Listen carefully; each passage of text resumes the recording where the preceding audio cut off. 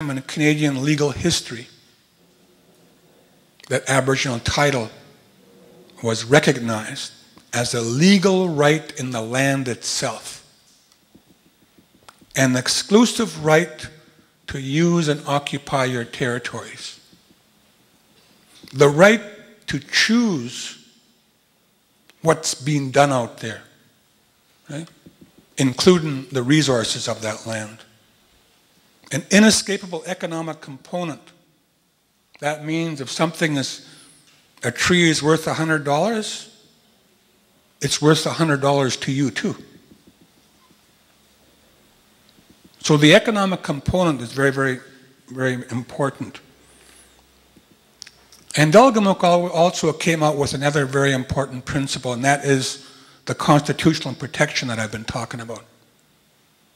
And as Troy mentioned earlier, the fact that the court has to accept our oral histories when we bring it forward as evidence, as valid as anybody else's history in the world.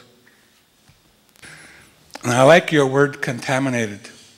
I'd use another word. I like that one. It's true. There's a lot of confusion in our lives. Like when we were bringing Delgamuukw and Gespe'gewa'gi forward, we first entered the Supreme Court of British Columbia. We filed our statement of claim in 1986. We got into the court in 1987 after many, many years of preparation. But when we were bringing it forward, we took a lot of, how would I say it in a nice way? People didn't like what we were doing because they couldn't reconcile, and it just gets to the point you're making. How could we be going into their court? You know, that's number one.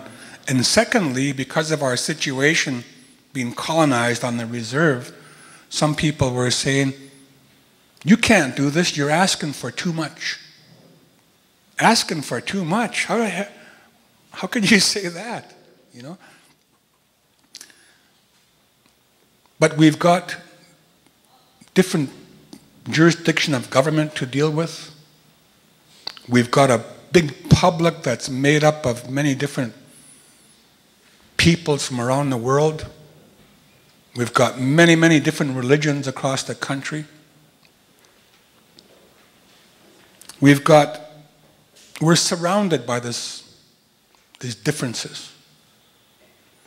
And I think that the only way we can overcome that is to be clear about who we want to be as a people. And I think that we've got to base that upon our own history, our own language, our own spirituality, and our own homeland. And if we can have that collective agreement amongst our people, then we can engage government from that perspective. And there's no right or wrong way to do this. It's whatever people agree with that's important. Because when you look at this has been a long, long battle to put ourselves in this position. And we're there now. And the first responsibility is amongst ourselves. So we're the only ones, like I mentioned earlier in terms of Section 35 and the content of our right, where Justice Ian Binney said, you're the only ones who can determine that. And I think that the question you're asking, the answer is the same. We're the only ones that can determine that. And it has to be through talking to one another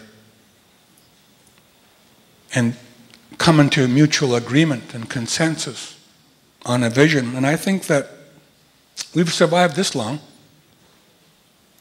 You know, one of the remarkable things for me is I look at your people and how much longer you've been colonized than us, and you still maintain your language. Man alive, that's incredible. my part of the country, most of our language are endangered of being extinguished, gone. So the fact that you've been able to maintain your language this long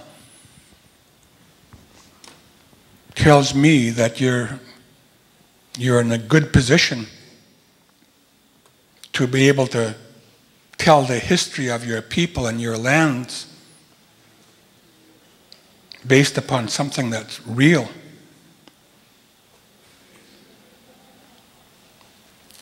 You know, we've won lots of court cases, and one thing that we've not done is to be prepared for when we win, right? And what we've found is that when we're not prepared, it doesn't work out the way we thought it would. So what's the lesson in it? The lesson is clear, it's simple. We've got to be prepared. We've got to get organized. And our tendency is to try to ask the toughest question to show why it can't be done. I used to teach at the University of Victoria, and one of the courses I taught was about organizational theory and change. And one of the truths is that for every one good reason to change, there's probably 1,000,001 people who could give you their 1,001 reasons why you can't. So I think that the balance has to be, before we can strike that balance, we've got to do this work amongst ourselves. But the other question you raise about the agreements that might arise is also critical. In BC, we've got examples where, through the consultation accommodation agreements, millions and millions of dollars have been come into the community. And because they're not prepared for it, the first response to it, let's divide it up. And that's what's been done. It's been divided up. The car companies are camped outside the reserves. You know, they got their satellite phones there, they got their credit machines there. Everybody walk with a new truck. They're like parasites, vultures. And what happens is that we end up at the end of the day with nothing left to improve our community or our people.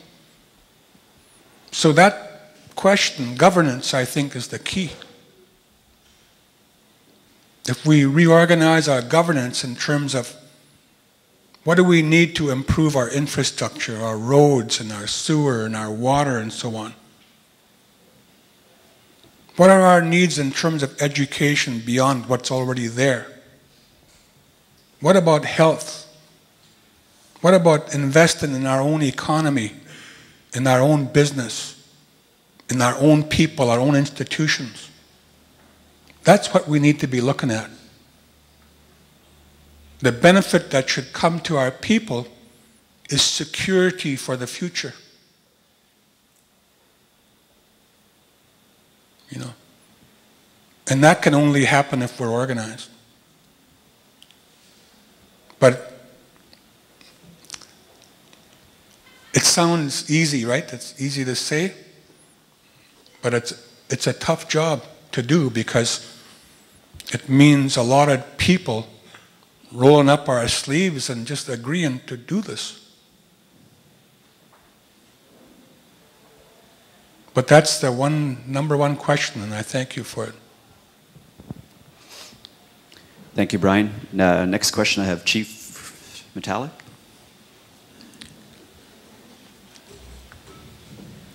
I have a lot of questions, but I just want to again welcome you, known by your other name, Satsan, to the Mi'kmaq territory.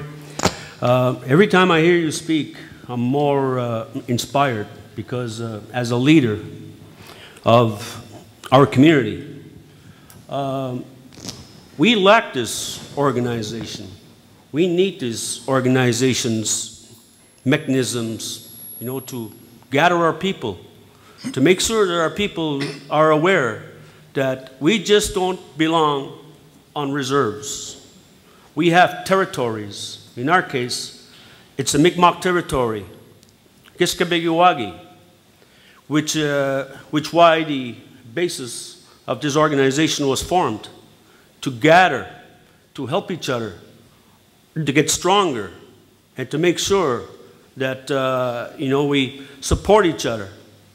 But as a chief of my community, I just want to let you know, and I'm sure it's the same as other First Nations, the hardest times that we have every year is when you have to choose some people who will get a job and who won't get a job, who will get a house and who won't get a house this year. You're going to have, no matter what, people mad at you. And it's part of the job, comes with the job. I understand that. This is why, you know, when I ran for chief, I was very sincere in doing the right thing. For too long and for too many years, you know, we look at each other as enemies in our own communities because of the fact that there is always not enough to go around. And that's the #1 reason.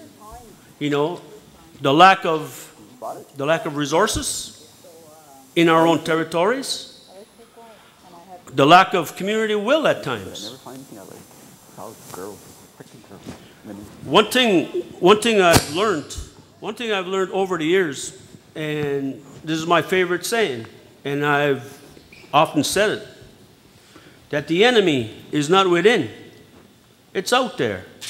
And I loosely use the word enemy, you know, I mean, I describe it on being oppressed for so many years. The enemy is industry, it's the provincial government, it's the federal government, and you mentioned that yourself, you know, saying that it's colonization, keeping us in reserves, where there is no future. There is no future for our people. We have to assert ourselves at times. Listaguts, Gesgapegiag is no strangers to this. We've been doing this for many years, fighting for our salmon rights, fighting for our logging rights. You know, and it comes to a point where we have to ask these questions that you're speaking about. You know, I remember when I was logging, we went up there, we asked for allocations by the province. They said, we're sorry, it's all handed out. There's none for the Mi'kmaq. How about next year? I'm sorry, for the next 5 years.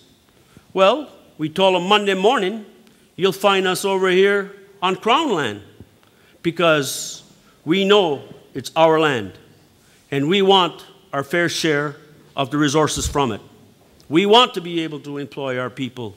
We want our people to be proud of who they are and actually working and feeling very good to be able to provide for our communities. I spoke at a fair, an expo fair, you know, which was organized by our own LMDC training organization. And I told them we always seem to be on a vicious wheel of a cycle of 14 weeks employment. And then you're on EI. And then you're on welfare again. You know, you're just starting to get comfortable paying your bills. And then we have to lay you off because we're out of money. We have a huge demand of people that want to work. And rightfully so. Everybody deserves to work. But you have limited resources. Our responsibilities are essential services, education, welfare. We have to be able to generate revenues through businesses, through partnerships with federal governments, provincial governments, industries. We have to be allowed to open our areas out.